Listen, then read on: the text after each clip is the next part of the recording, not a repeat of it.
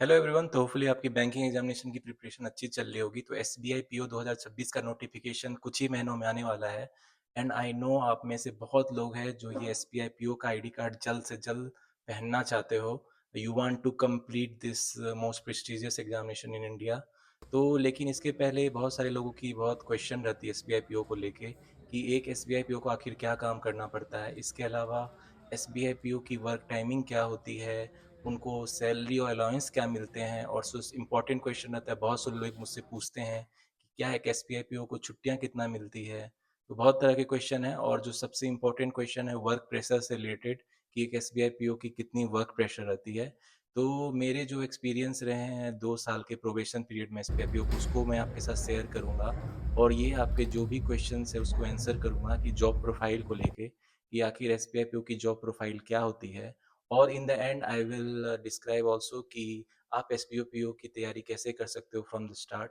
तो उसको भी मैं स्ट्रेटजी शेयर करूंगा, तो इस वीडियो को एंड तक जरूर देखना। सो फर्स्ट ऑफ ऑल, मैं S P I P O 2020 batch का हूँ। मैंने जून 2021 में S P I P O join किया था और मुझे अहमदाबाद सर्किल अलॉट हुई थी। तो गुजरात में जनरली वैकेंसियाँ ज़्यादा होती है, तो वहाँ पे पोस्टिंग ज़्यादा मिलती है।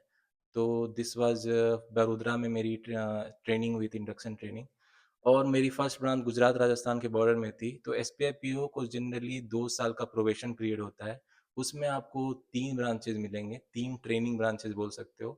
पहली ब्रांच जो मुझे मिली थी वो रिटेल ब्रांच थी, and it was at the Gujarat Rajasthan border. तो स्टार्ट में एस को कोई पावर नहीं होती है, उनको एक हेल्पिंग नेचर, हेल्पिंग हैंड बन के काम करना पड़ता है। जैसे कि मैं एसोसिएट और ऑफिसर थे, उनको हेल्प करता था। केवाईसी के फॉर्म भी फिल करने पड़ सकते हैं आपको। बेसिकली डॉक्यूमेंटेशन रिलेटेड वर्क था मेरा, जो पहले 6 महीने की ट्रेनिंग थी मेरी। तो मुझे ब्रांच मैनेजर के जो लोन प्रपोजल थे उसकी भी मुझे डाटा एंट्री करनी पड़ती थी। तो जो भी बेसिक डॉक्यूमेंटेशन रिलेटेड वर्क है या केवाईसी रिलेटेड वर्क है, डिजिटल बैंकिंग रिलेटेड है, इंटरनेट बैंकिंग चलानी है, योनो चलानी है, योनो कैश चलाना है, तो एक एस को स्टार्ट में वो करना पड़ता है, जो मैंने करी। तो 6 महीने की पहली ट्रेनिंग के बाद जो मुझे दूसरी ब्रांच मिली, 6 महीने के बाद जो मुझे दूसरी ब्रांच मिली वो थी एसएमई क्रेडिट की ब्रांच। तो क्रेडिट ब्रांच में जनरली लोन रिलेटेड आपको ट्रेनिंग्स दी जाती है। तो जो मुझे क्रेडिट ब्रांच मिली उसमें बेसिकली बड़े बड़े बिजनेस के थे जो अकाउंट्स थे, तो उसको आप कैसे मेंटेन करते हो ये सिखाया जाता है। स्टॉक स्टेटमेंट अपडेट करना, उसके बारे में आपको जानकारी दी जा सकती है। तो बेसिकली बड़े बिजनेस की जो क्रेडिट साइकिल चलती है, उनके क्रेडिट को रिन्यू किया जाता है, ये आपको सिखाया जाता है during your second branch training. तो क्रेडिट ब्रांच के बाद जो मुझे थर्ड ब्रांच मिली, जो 1 साल की पीरियड की होती है, वो थी पासिंग ब्रांच, रूसू ब्रांच, रूरल या सेमी अर्बन ब्रांच भी उसको बोलते हैं।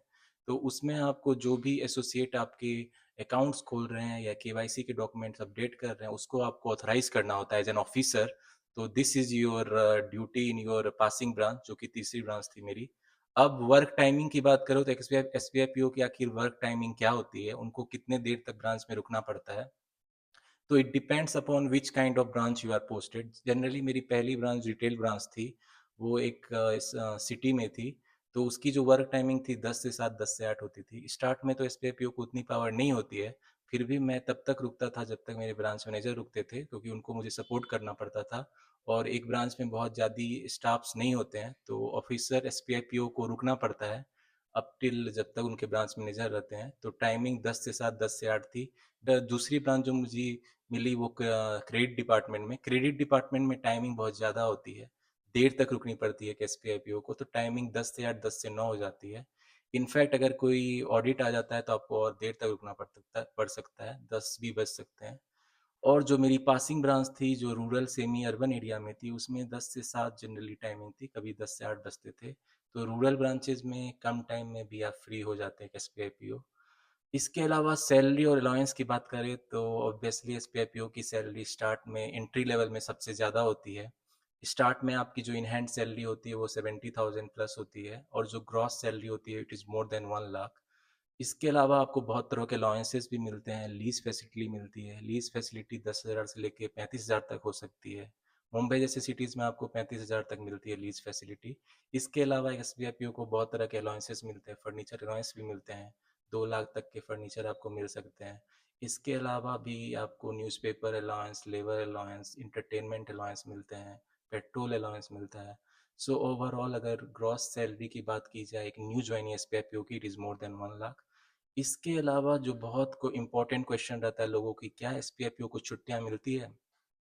तो एसपीआईपीओ को ऑन पेपर सीएल मिलती है, कैजुअल लीव 12 कैजुअल लीव होती है, 1 साल में मिलती है। इसके अलावा प्रिविलेज लीव 33 प्रिविलेज लीव मिलती है, और सिक लीव भी 15 फुल पे और 30 हाफ पे मिलती है।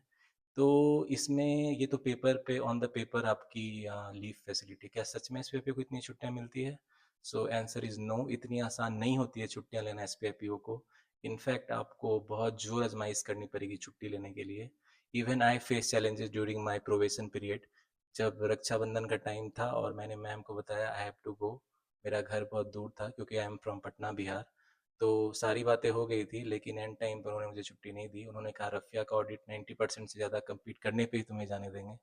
तो फिर भी मैं गया, छुट्टी पे ऑब्वियसली जाना ही है। तो बहुत सारे उन्होंने मुझे मेल किया, अनऑथराइज लीव लगाया, तो इस तरह के पंगे बहुत हुए हैं मेरे while I was in probation period.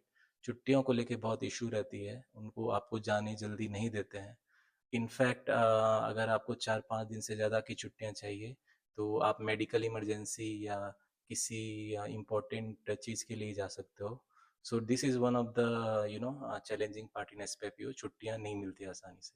अगर आप कोई दूसरी एग्ज़ाम भी देना चाहते हो तब भी आपको जाने नहीं दिया जाता है। अगर कोई दूसरे इंटरव्यू के लिए एनओसी लेना चाहते हो फिर भी आपको एचआर से बहुत जोर आजमाइश करनी पड़ती है। So it is not easy to get leave in SBI PO, ये मैं आपको क्लियर कर दूं। इसके अलावा जो वर्क प्रेशर है, इस क्या रहती है एसपीआईपीओ को, तो मैंने जब स्टार्ट में ज्वाइन करी तो स्टार्ट में एसपीआईपीओ को हेल्पिंग नेचर रहती है, उसके पास कोई पावर नहीं होती है। सो नाउ ए डेज एसपीआईपीओ को मार्केटिंग करनी पड़ती है। मेनी ए टाइम्स मैं मार्केटिंग में गया टू करेंट अकाउंट ओपनिंग करने के लिए, सेविंग अकाउंट ओपनिंग करने के लिए। इसके अलावा नाउ ए डेज इंश्योरेंस प्रोडक्ट को सेल करने के लिए भी एसपीआईपीओ को बाहर जाना पड़ता है मार्केटिंग में। सो बी रेडी, अगर आप एसपीआईपीओ ज्वाइन कर रहे हो तो आपको मार्केटिंग बाहर निकलना पड़ेगा फील्ड में। तो वर्क प्रेशर जो है एसपीआईपीओ को बहुत रहती है। पहले बोला जाता था कि first 2 years is honeymoon period, लेकिन अब वो ऐसा कुछ नहीं है। जैसे ही आप एसपीआईपीओ ज्वाइन करते हो स्टार्ट से ही आपको प्रेशर बहुत मिल जाता है, बिजनेस रिलेटेड प्रेशर मिल जाता है, क्योंकि जो भी ब्रांच मैनेजर के अंदर आप काम करते हो तो वो आपको जितना प्रेशर है आप पे डालते हैं। वो ऐसा नहीं है कि आप नए गए हो तो आपको कुछ रिलीफ मिलेगा, ऐसी कुछ भी नहीं है। You have to work from start itself. तो वर्क प्रेशर इन एसपीआईपीओ बहुत ज़्यादा है ऑब्वियसली। जब से ये इंश्योरेंस प्रोडक्ट्स आया है तो उसको सेल करने का प्रेशर एसपीआईपीओ पे रहता है। इनफैक्ट सारे स्टाफ्स पे रहता है, बट एन ऑफिसर को और ज़्यादा प्रेशर रहता है। So yes, there is so much work pressure on SPIPO. If you want to know about the work-life balance, तो work life में लाइफ नहीं है, ओनली वर्क एंड वर्क है। इनफैक्ट अगर आप बड़े क्रेडिट डिपार्टमेंट में वर्क करोगे तो वर्क टाइमिंग 10 से 8, 10 से 9 होती है। और आपको वीकेंड और छुट्टियों में भी आना पड़ेगा, क्योंकि एक क्रेडिट डिपार्टमेंट, लोन डिपार्टमेंट में बहुत वर्क प्रेशर रहता है और काम कभी ख़त्म नहीं होता है। So be ready to take on this challenges. ये चैलेंजेस है एसपीआईपीओ की, वर्क प्रेशर की। इसके अलावा अगर आप बिगिनर हो, एसपीआईपीओ की प्रिपरेशन करना चाहते हो तो कैसे कर सकते हो? तो मैं कहूँगा अगर आप फाइनल ईयर में ग्रेजुएशन के स्टूडेंट हो तो एसपीआईपीओ की प्रिपरेशन स्टार्ट कर सकते हो। इसके लिए आपको जो बेसिक अरिथमेटिक के कॉन्सेप्ट है वो क्लियर करो, और इंग्लिश में इंग्लिश ग्रामर के रूल आप क्लियर कर लो।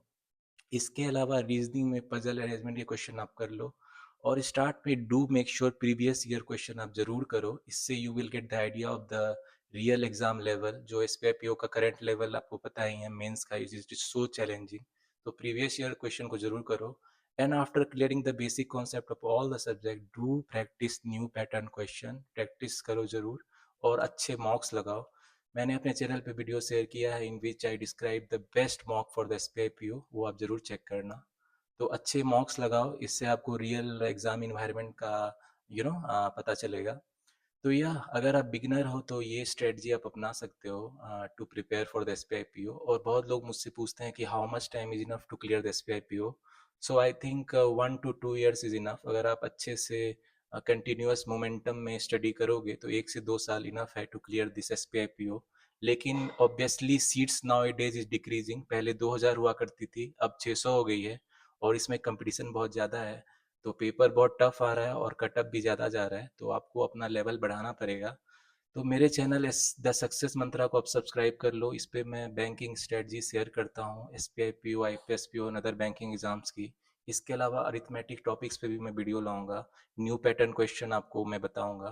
तो yeah do subscribe to my channel. So yeah hopefully this is the information regarding SBI PO. मैंने आपको सारी इन्फॉर्मेशन दे दी, मेरे एक्सपीरियंस क्या रहे और जो रियल ट्रूथ है। तो this will give you the idea, ये आपको बताएगी कि आपको S P I P O join करनी चाहिए नहीं करनी चाहिए, depends upon what is your priority. तो होपफुली ये वीडियो आपको हेल्प किया होगा S P I P O के लाइफ को समझने के लिए। So yeah I want to wish you all the best for S P I P O 2026 examination. Hopefully you all clear it. So yeah all the best.